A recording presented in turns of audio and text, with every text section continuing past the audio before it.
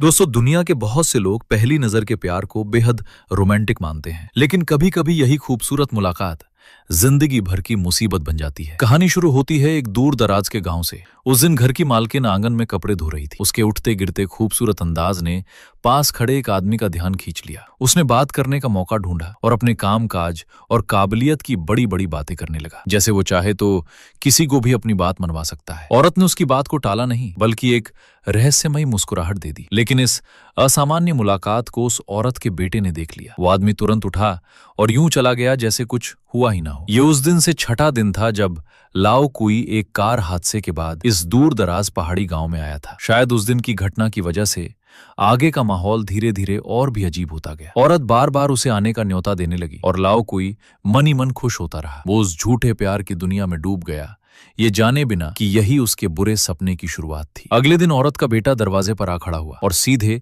पैसों की मांग करने लगा। लहजा धमकी जैसा नहीं था, लेकिन था ऐसा जिसे ना कहना मुश्किल हो। लाओ कुई को अब एहसास होने लगा कि कुछ गड़बड़ है। शायद वो एक सोचे समझे जाल में फंस चुका है, लेकिन वो मुंह तोड़ जवाब देने की हिम्मत नहीं जुटा पाया। बस ऊपर से मुस्कुराता रहा, अंदर से डरता रहा। उसने सामान बांधा और वहां से निकलने की कोशिश की, लेकिन आधे पहाड़ पर ही उसे घर का मालिक नीचे उतरता दिखा, हाथ में हंसिया लिए, चेहरे पर एक अजीब सी मुस्कुराहट। उस फंसे हुए जानवर जैसी नजर को देखकर लाओ कुई के पांव कांप गए। मजबूरन वो वापस उस घर में लौट आया। रात को उस परिवार ने जैसे कोई पूजा पाठ रखा था। सभी बहुत रो रहे थे। तभी उस किसान की बेटी चुपचाप लाओ कुई के पास आई और उसे पड़ोसी कमरे में ले जाकर बोली, अभी भागो, वरना जब ये काम खत्म हो जाएगा तो फिर निकलना मुमकिन नहीं होगा। लाओ कुई को साथ ले जाने के लिए लड़की ने वादा किया कि वो उसके इस एहसान का बदला किसी भी कीमत पर चुकाएगी। लेकिन लाओ कुई को तब तक नहीं पता था कि उसका इंतजार कर रहा था एक और भी खतरनाक बदला।